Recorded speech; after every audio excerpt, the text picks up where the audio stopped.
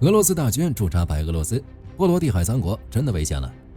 德国安全专家警告，在白俄境内，俄罗斯维持着一支规模惊人的部队，兵力高达35万至36万人，而且警告指出，2026年和2027年将是区域安全的关键年份。在乌俄前线吃紧的情况下，俄军这是准备开辟第二战场。如果俄军发起进攻，波罗的海三国能撑多久？北约的支援能不能及时抵达？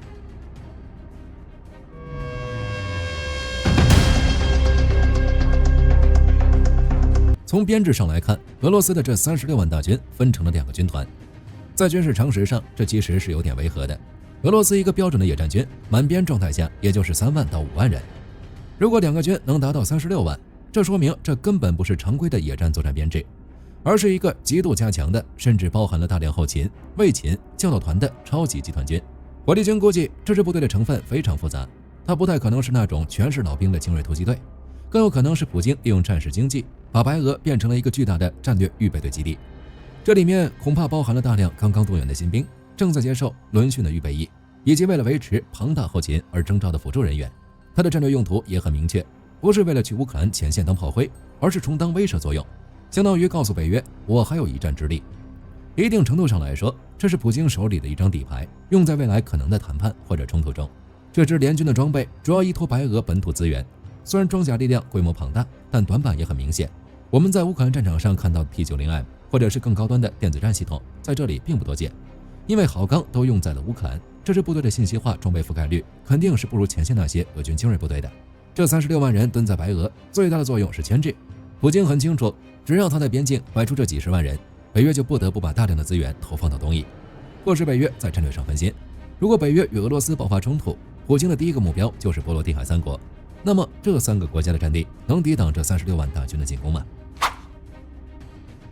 俄军有36万人，爱沙尼亚和拉脱维亚各有7000人左右，立陶宛稍微多点，有2万人左右。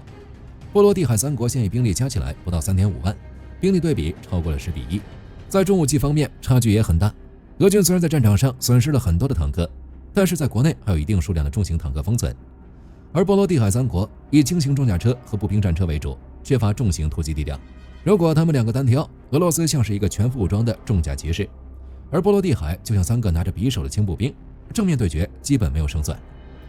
不过现在战争从来不是简单的对抗，波罗的海三国虽然体量小，但他们手里有2张王牌，足以弥补数量上的劣势。第一张牌是北约一体化，这3国是北约的正式成员国，受北大西洋公约第5条保护，这意味着攻击他们就等于攻击美国、英国、德国、法国，他们不是在孤军奋战，而是整个美欧防御体系的前哨。第二张牌是精准化防御，既然拼不过钢铁洪流，那就玩不对称战术。这3国装备了大量的标枪反坦克导弹、长钉导弹以及先进的单兵防空系统，他们的战术非常明确，利用本土熟悉的地形，配合高精度的轻型武器，层层阻击，节节抗击，把俄军的装甲部队拖入巷战和森林战的泥潭。俄军虽然有规模优势，但在灵活性和信息化单兵作战上，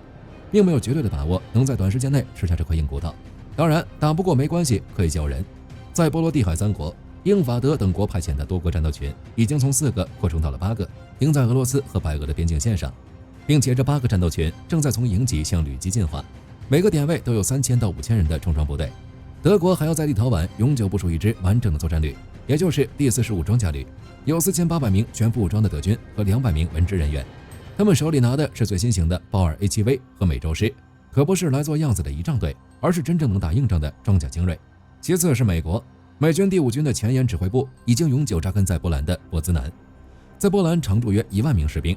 包括第101空降师和重装甲旅，他们死死守住通往乌克兰的热舒夫补给线，谁敢动这根线，就是直接跟美军主力开战。除此之外，北约的部署也非常有针对性，聚焦于防空、反装甲、机动。为了应对俄军的导弹威胁，爱国者防空系统已经在波兰和罗马尼亚落地生根，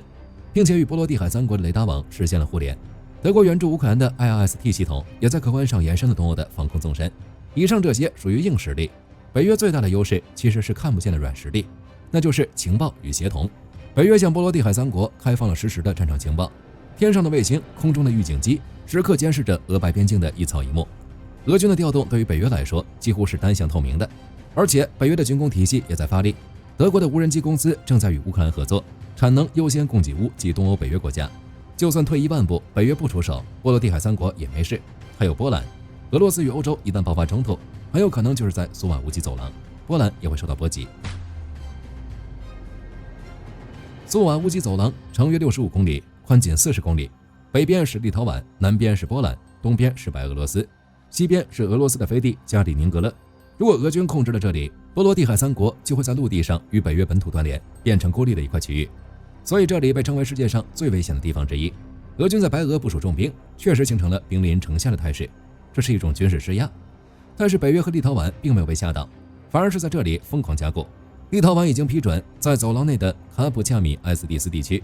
新建旅级训练场和扩建陶拉盖训练场，修建更多的工事，准备打持久战。波兰与立陶宛更是签订了双边防御协议，约定一方遇袭即视为双方遇袭。为了防御冲突，波兰也在疯狂扩军，300辆美制 M1A2 坦克，20套海马斯火箭炮，这些装备的性能在面对俄军老旧的 T72时具有明显的技术优势，特别是海马斯可以对俄军的后勤节点和集结地实施超视距的精确打击。当然，以上只是猜测，目前来看，双方在这里爆发直接冲突的可能性比较低。俄罗斯这36万大军也只是威慑，但像无人机侦察、电子战干扰这种灰色地带的对抗肯定会持续下去。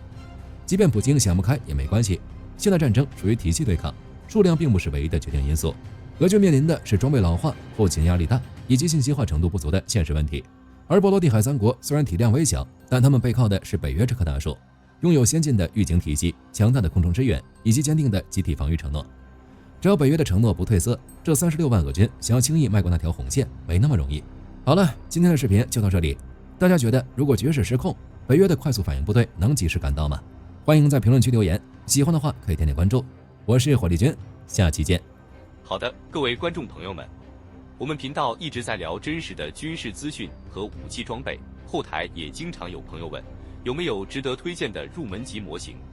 今天就和大家分享一款近期接触到的产品。首先，它的外形还原度做得相当不错，比例准确，武器上的一些关键细节和标识也都有体现，材质也说得过去，拿在手上有不错的分量感。其次，它具备一定的可动性，对于理解基础操作原理有一定帮助，让它不仅是个静态摆件。综合它的做工和可玩性来看，价格确实比较亲民。对于想入门模型收藏，或者单纯想在桌上贴一个摆件的朋友来说，是一个性价比很高的选择。商品链接已经给你们上了，感兴趣的朋友可以自行了解。